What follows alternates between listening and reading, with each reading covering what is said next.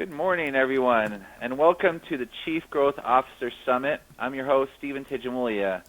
Today we have a pleasure of welcoming a remarkable leader in the field of B2B marketing, Stacey Danhazer, the founder of Shake Marketing Group.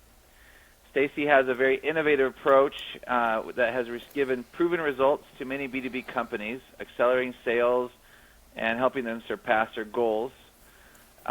I'm very excited for this session. It's one, as we start 2024, she'll going to give us some really good advice on how to evaluate our current marketing strategies, how to improve them, and she has a scorecard she'll be sharing with us that will allow us to get to know a little bit better how we can make adjustments to hit our 2024 goals. So Stacey, thank you for being here with us today. Yes, thanks so much for having me. Yes, I'm very excited. I think this one will be a great session for everybody. Will listen to it over and over again, take notes. Stacey has a presentation that she's going to give to us today for this keynote speaking slot. But before we go into your presentation, Stacey, can you you have a very inspiring journey of how you created your practice, you built out this scorecard.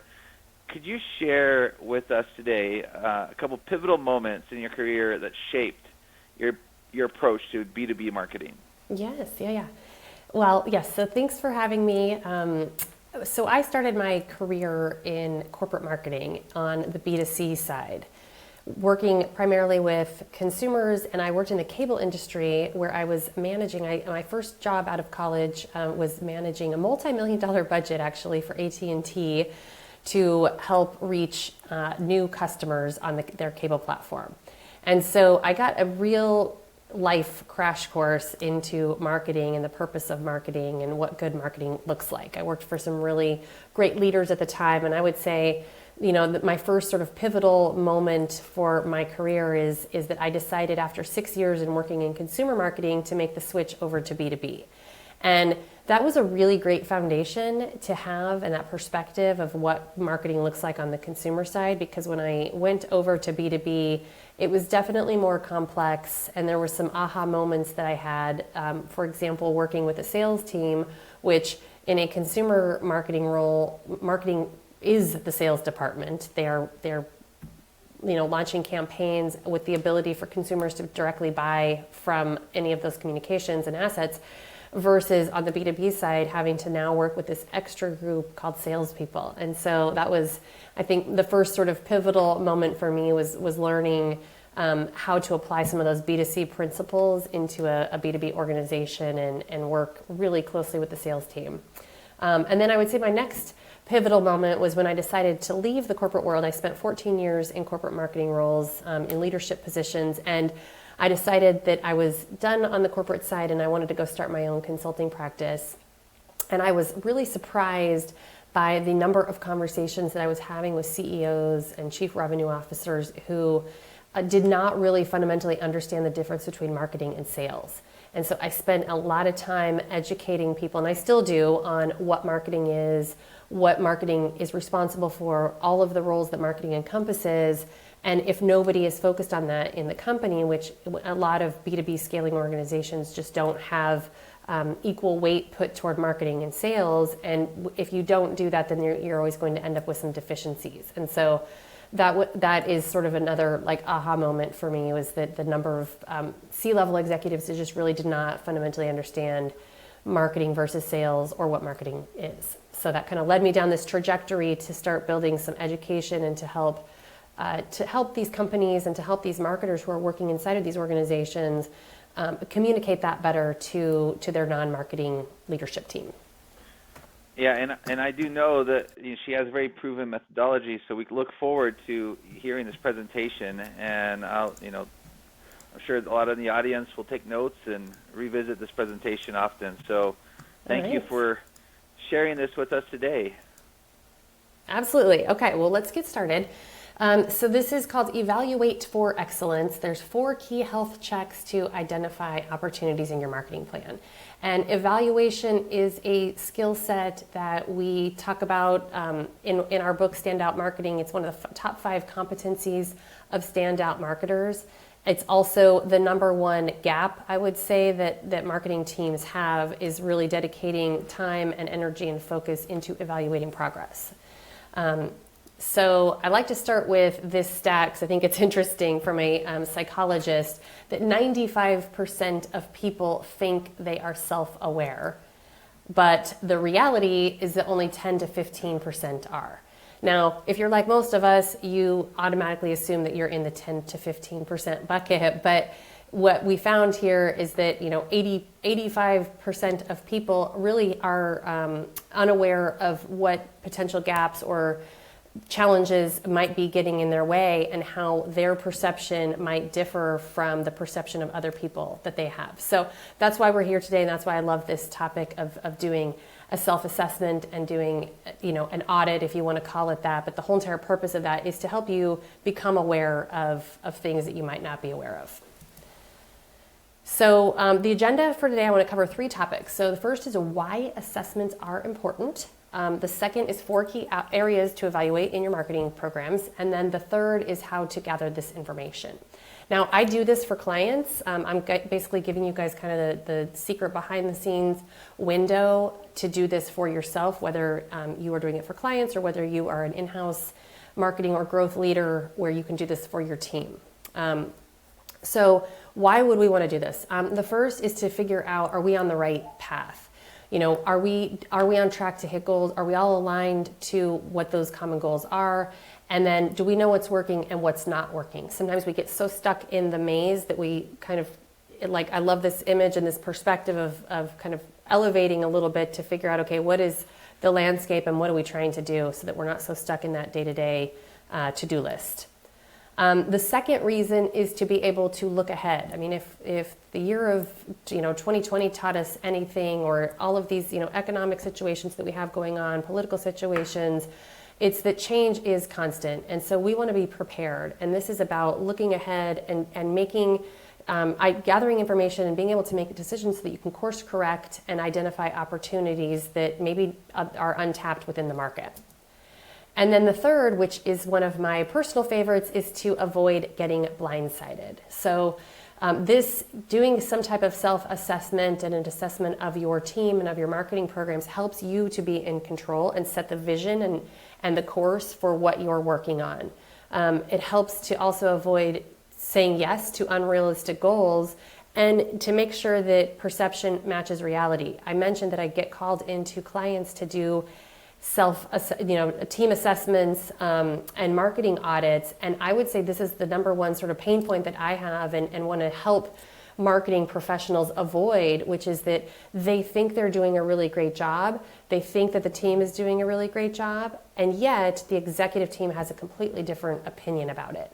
And so when I come into those situations and I find, I see what the ratings are of how a marketing team is rating themselves versus how an executive team is rating them, all I can think of is that this team is going to be blindsided when things happen, and when decisions are made potentially to let people go or to let an agency go, because they're really just unaware of how mismatched that perception and reality are.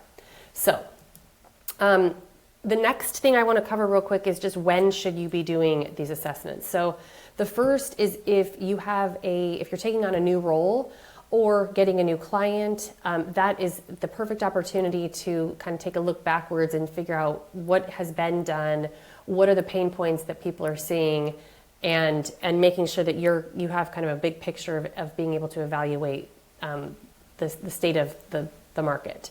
The next is if there is a new strategy, so such as a product or a market launch.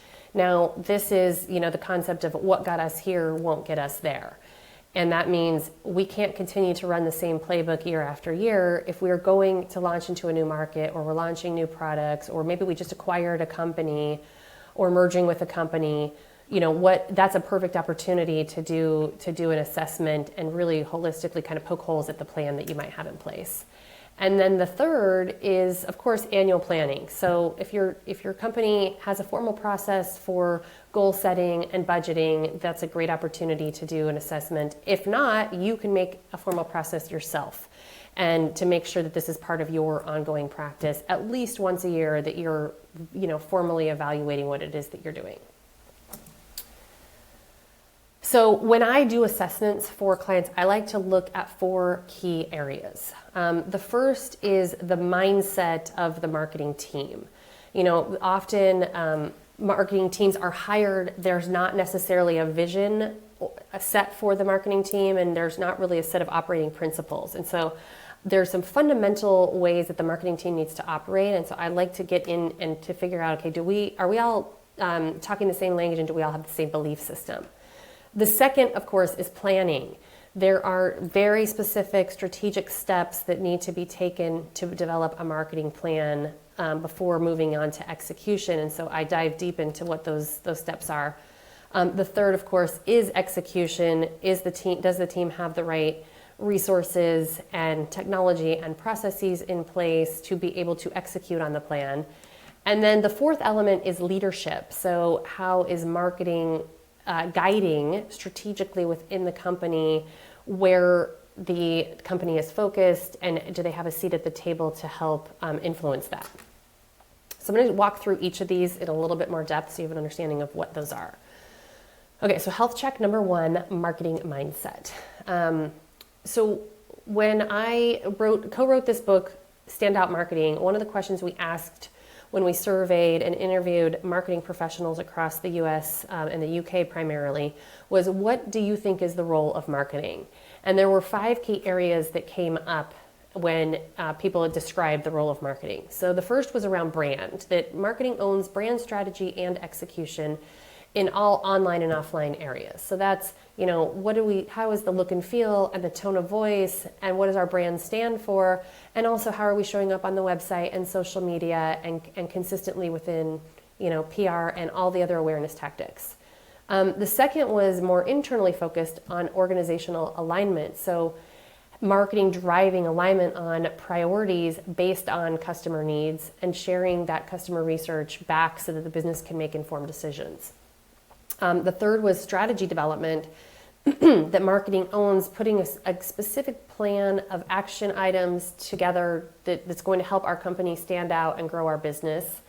The fourth was around sales enablement, equipping the sales team to effectively sell and also sell faster. And then the fifth, is demand gen, which is igniting demand, that's leads, helping new sales and repeat sales.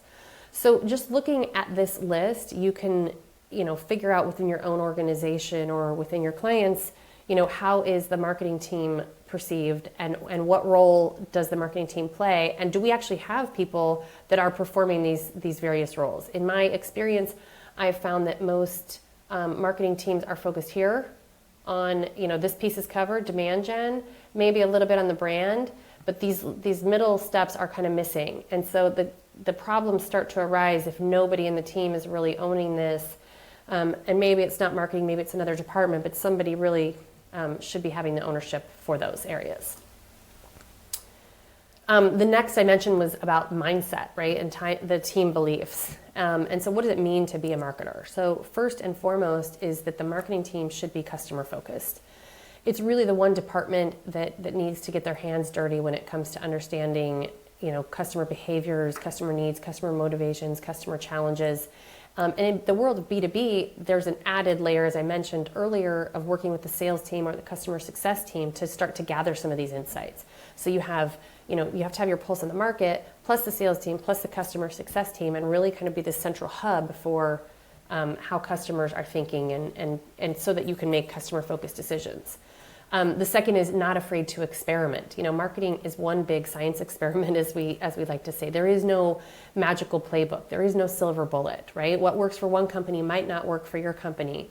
So it's a matter of kind of constantly putting together a science experiment, hypothesizing, putting together goals, and doing like a little bit of trial and error until you've finally sort of figured out a formula that's going to work for your company. The third, and this is new, I would say, for 2024, is quality over quantity. Now, we saw last year with this influx of AI-driven content, you're starting to see social media algorithms that are kind of all coming into play that are punishing, let's say, AI-generated content, not necessarily giving airtime to specific content. And so this is going to become a really big focus of like, how do we get more quality driven content over the quantity, so that we are really focused on driving insights and helping customers make decisions, versus just checking something off our to-do list because I have to publish a blog today. Thinking and then doing. So this is not blindly saying yes to everything. This is really thinking strategically about it first.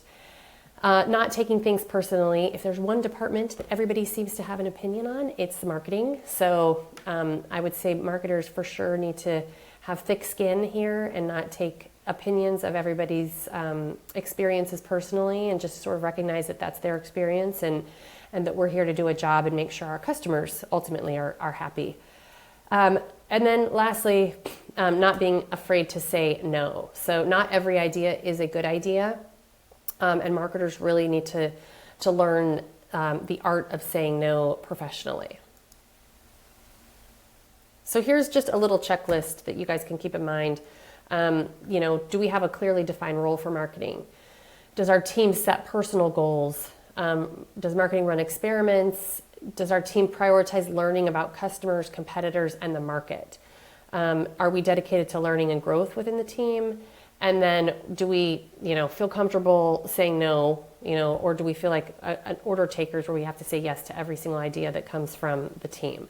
So you can look through this checklist and figure out, okay, where might we have some gaps on the team, and where can we focus either for training purposes or potentially hiring for the right mindset. So that's health check number one. Okay, health check number two is planning. Do we have a plan? This is based on the scorecard that I have created. 54% of marketers do not have a documented marketing plan mapped to company goals. Okay, so that's a huge opportunity. And I would say the majority of the time when I come into organizations and help on a consulting side, this is the root cause of a lot of their issues, because there is not alignment on a plan. Everybody's off doing their own thing, and you have a lot of random acts of marketing. So we're trying to avoid that. Proactive planners are 3 times more likely to report success. So planning does pay off. And here's what that looks like for marketing. So when I think of planning, it's basically these kind of 6 areas. So number 1, are we doing customer research? 2, are we doing competitor research? And this can include kind of looking at the market as well. 3 is market, getting new insights into the market, into not only the industry that your company operates in, but also the industries that your customers operate in. So this is, if you want to be really seen as a thought leader and have perspective, it's understanding at a very high level, like what's happening at a much broader scale than kind of just the myopic view that a lot of companies think that everything is revolved around their world. Also, this includes customer segmentation and targeting, setting marketing goals aligned to company goals, and then having a really clear and aligned value proposition. So, looking at this list, you could, what I found is that a lot of companies will say, oh yeah, we have all this stuff, we do all this stuff. And then once I start digging into and asking questions, well, who owns it? Well, how are you doing it? And the answer is, we do not actually have a formalized process for customer research. In fact, I can't even remember the last time we interviewed customers or talked to customers. Competitive analysis, I don't know. I think maybe our product team owns that. Well, that one's interesting because marketers are unknowingly potentially contributing to the sea of sameness in terms of content. If you have never looked at what your customers might also be considering, then chances are you're probably copying your competitors. And this is actually, I've done research into the sea of sameness, and this is exactly what we found. Looking at different industries, that a lot of companies are just copying and pasting the same YS story, the same value proposition, the same jargon that's used in the industry.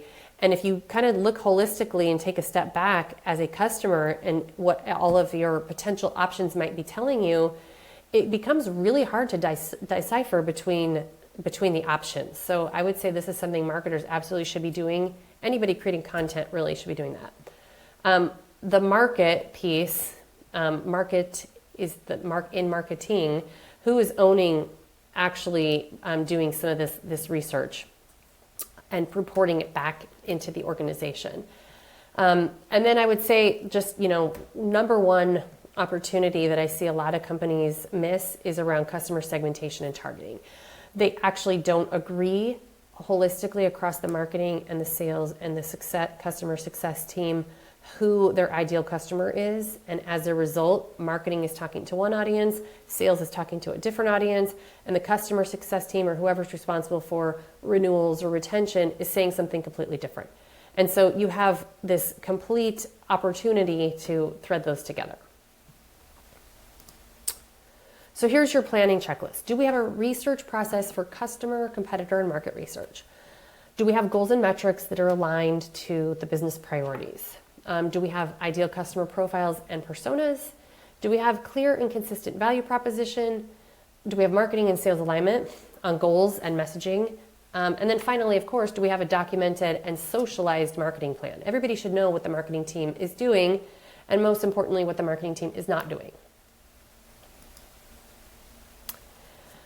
Okay, health check number 3, are we executing the right things? So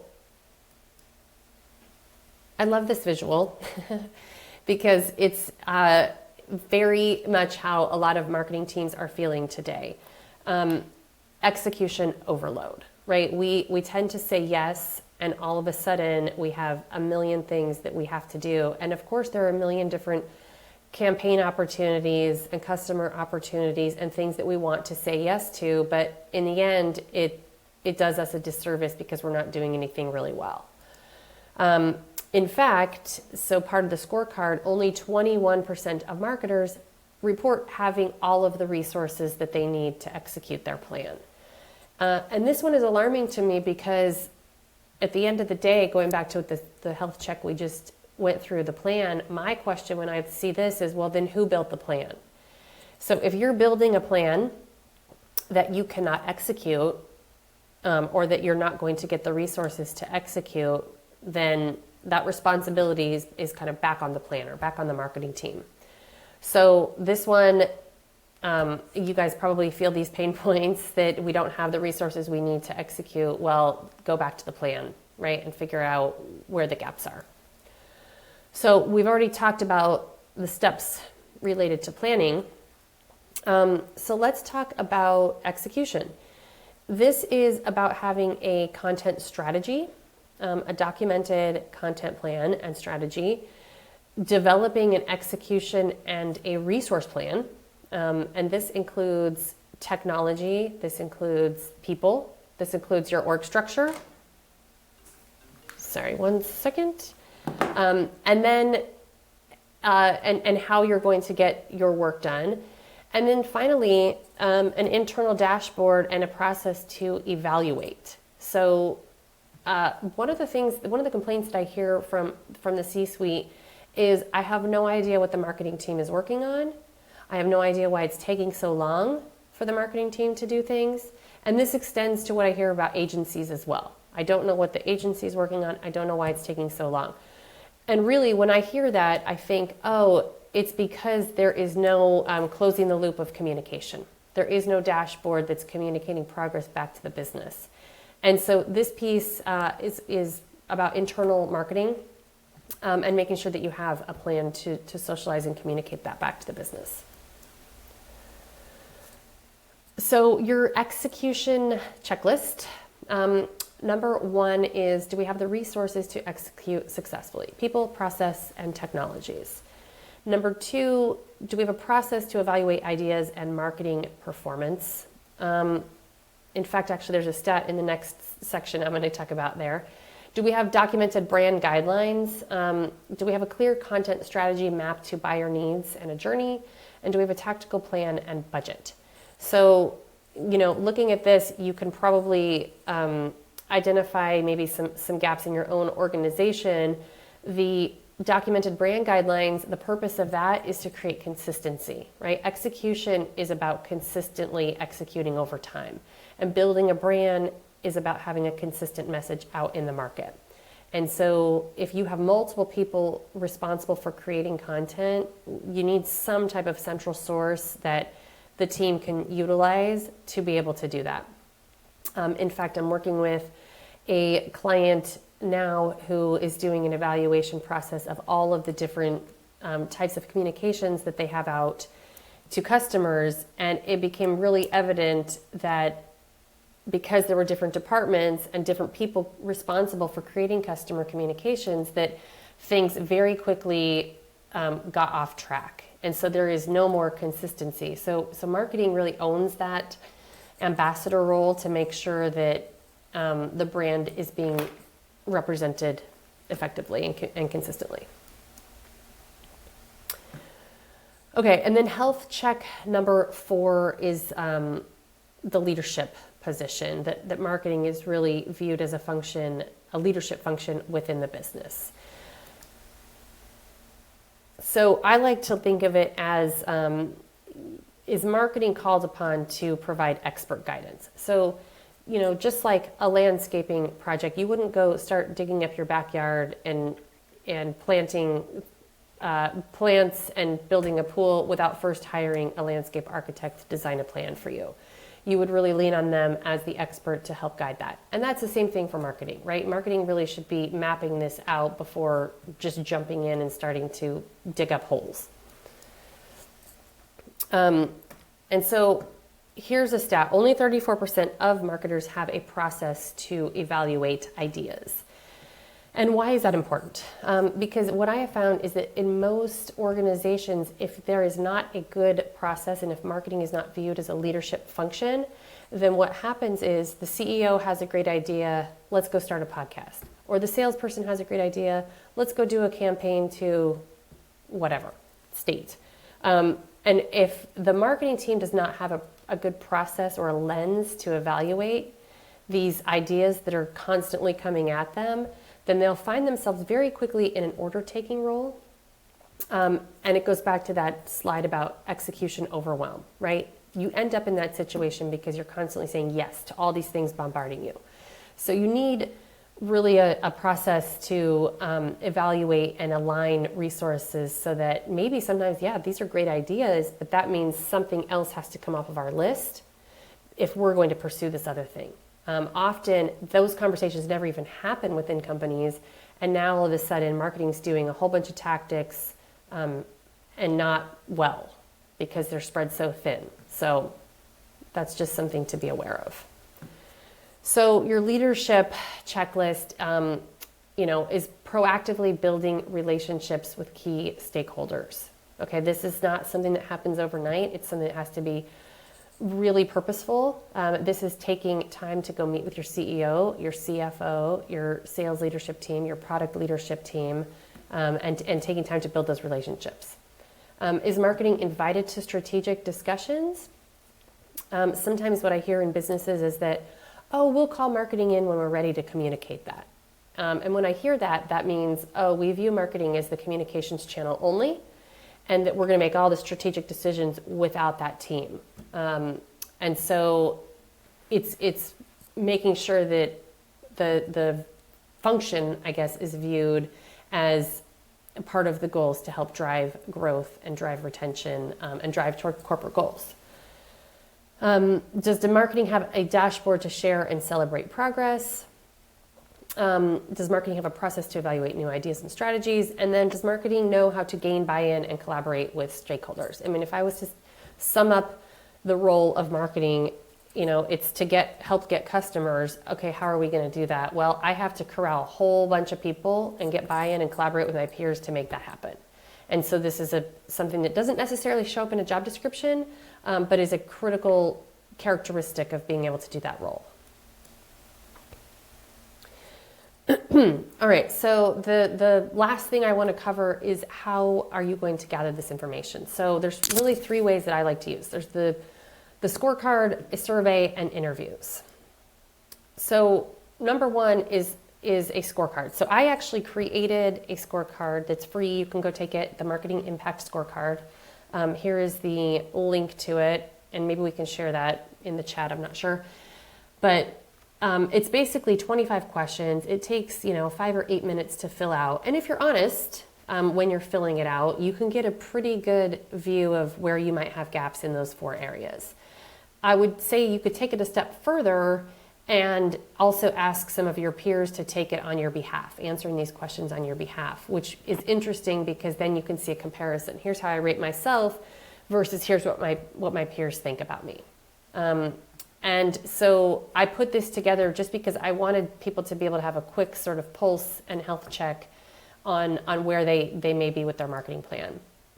If you fill it out, you'll get an email and a customized web page with a whole bunch of details on how to start improving your score. So here's an example from this person. It says, what their overall score is, and then further than this, it goes and talks about the 4 key areas and where they can improve. So I would encourage you to take that. It's free.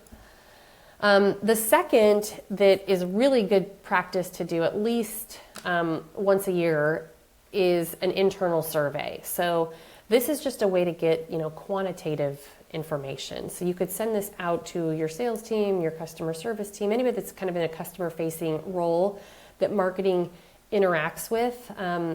You can ask questions. What you really want to know here is what's working, what's not working, what do they wish marketing was doing. And because it's anonymous, people will give you pretty honest feedback, and you'll have a pretty good pulse on how the rest of the organization is viewing what the function is doing and how well they're doing it.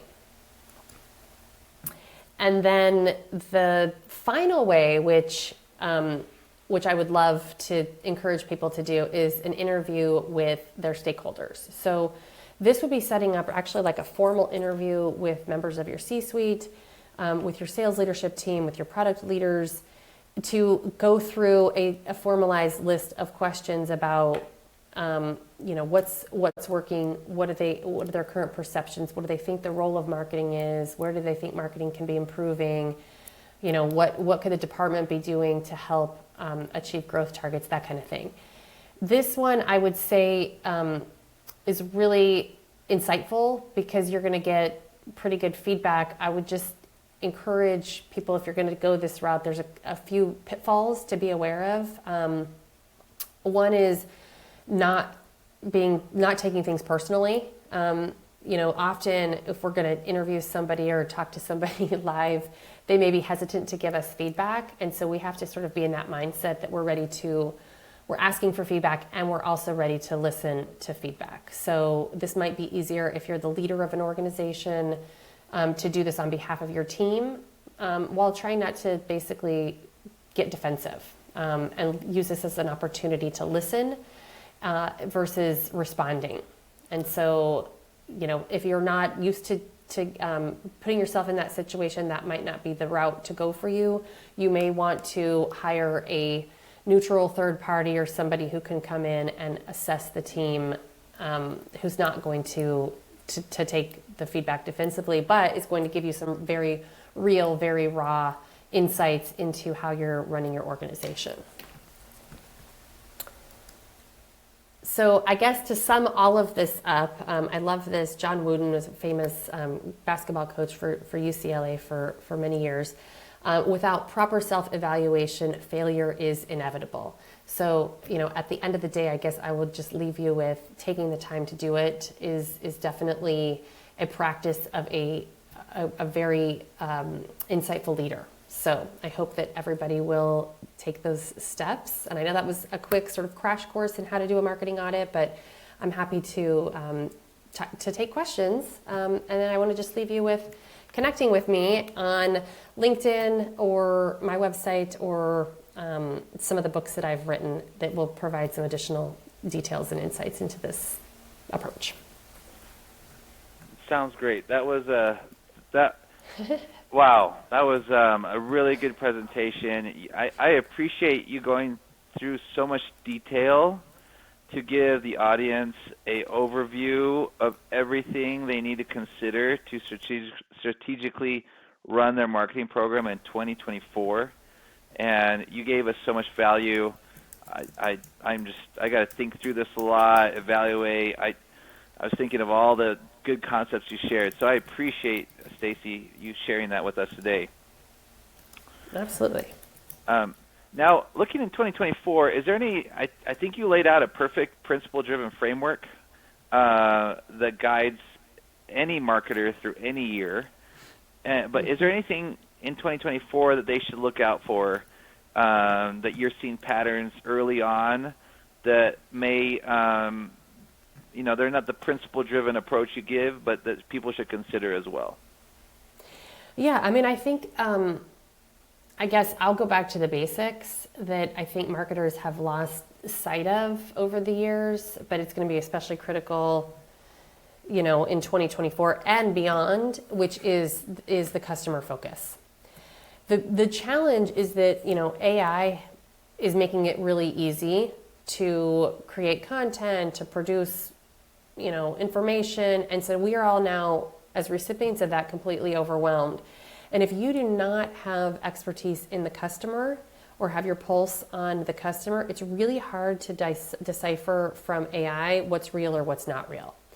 And so whether that's, marketing, I mean, what I always advise, especially anybody who wants to get into marketing, is go spend time learning about your customers. What are you reading about the industry that your customers operate in? How much time are you spending listening to customer phone calls? Could you get invited to go to a customer meeting? Are you attending customer events? I mean, the more time that you can spend around customers, the more you're going to hear, one, how they talk about your product or service or industry, and then two, what some of their challenges are, so that you can start to become smarter and position your company, position your content as an answer to some of those challenges. So that is, if I was to say anything that separates like an average marketer from a great marketer, it's their focus on the customer, period. That's great. That's great. Very good advice. Very good advice. For those struggling to get to know their customer or have the budgets that they can to speak with their customers or travel to events, what are some tactical ways that they can do this? If they're struggling to know, where do I get started? How do I do that? Could you share someone of those with us Yes. today? Well, I mean, of course, a good starting point would be to use AI to get up some baseline information, right? You can go and prompt to figure out what are some of the struggles that are, let's say that you're targeting IT decision makers. So you can say, I'm targeting a chief information officer. What are the top challenges that this person is facing? What are some of the pain points? What are some of their motivations? You can kind of go through the list of questions to get a baseline understanding. That would be level one. Level two is I would take that information and then go validate it with people who are in customer-facing roles within your organization. So you can go validate, hey, salespeople, this is what I'm seeing are some of the challenges. Is this what you hear from customers? Is this accurate? Is this correct? If you are in a large enough organization where you have your own chief information officer, then you can go interview that person and get insights from people that are already doing that role. And I would say that's like a completely untapped opportunity that most companies ignore, is that they have people within their own organization who are the target market, and yet they're not tapping into them to figure out how they're doing their job, what would make their job easier, what they struggle with, what the challenges are. All of that insight basically is free. It just takes time.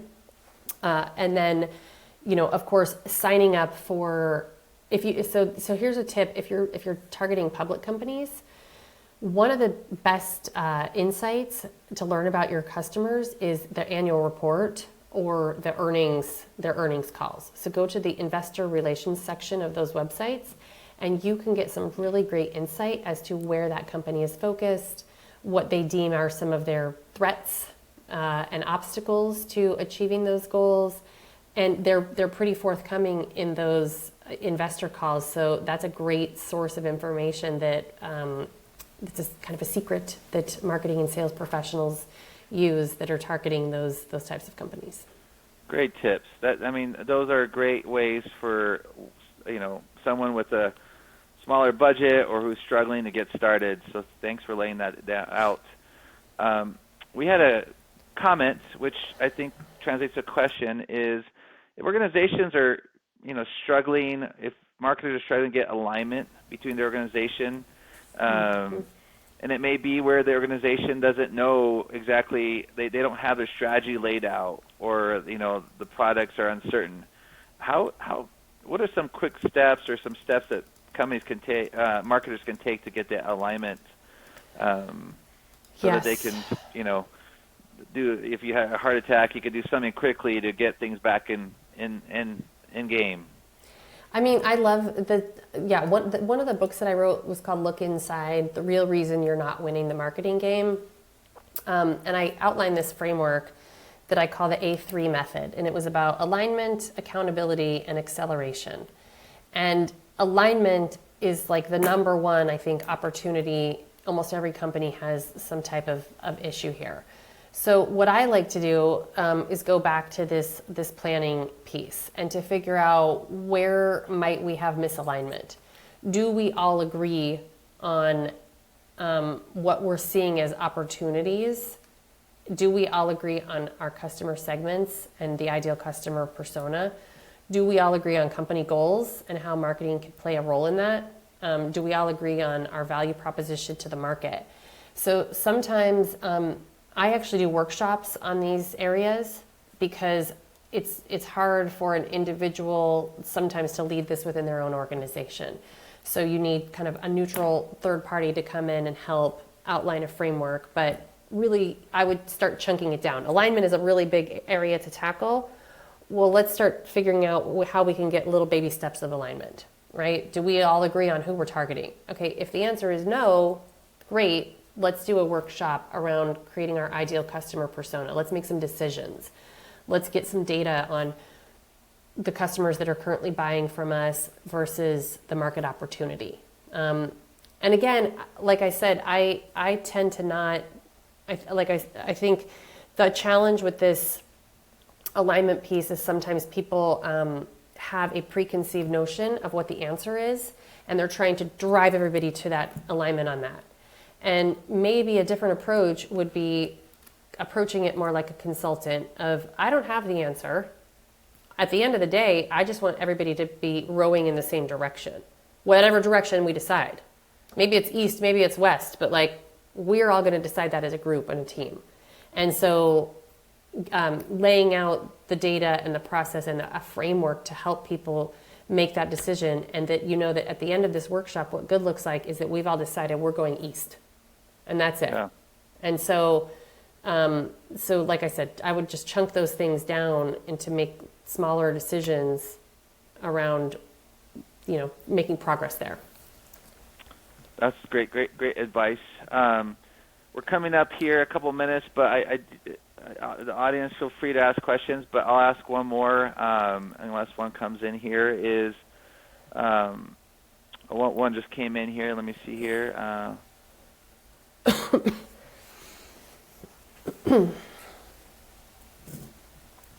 Okay, one more thing. How to layer information for a marketing plan. Sometimes marketing plans leaks before launching. How to prevent that? So how do you keep your marketing plans tight so the market, competitors don't hear about it before it actually goes out?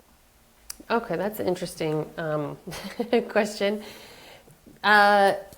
And this may be, if you look at the one beforehand, where some of these companies are very secretive in their new products, so not everybody has insight. I imagine Apple maybe be one of them. I see. Where not everybody knows that the iPhone's coming out, right? Right. So how do you align when you can't tell everybody?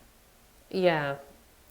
Well, exactly. So I think that is it could be a culture thing, right? Because for example, I didn't work in an area where we had necessarily sensitive products, but I did where we had sensitive acquisitions and mergers, right? And it's the same concept where you can't announce a merger and an acquisition to the whole entire world until you're actually ready to do the acquisition. And so there had to be this smaller tiger team of people who were privy to sensitive information, that knew how to behave professionally, and that had a responsibility to withhold talking about it. In fact, we actually had code names for some of these projects internally, so that people wouldn't even know, like, we have a project, Project Blue. Okay, let's go all work on Project Blue.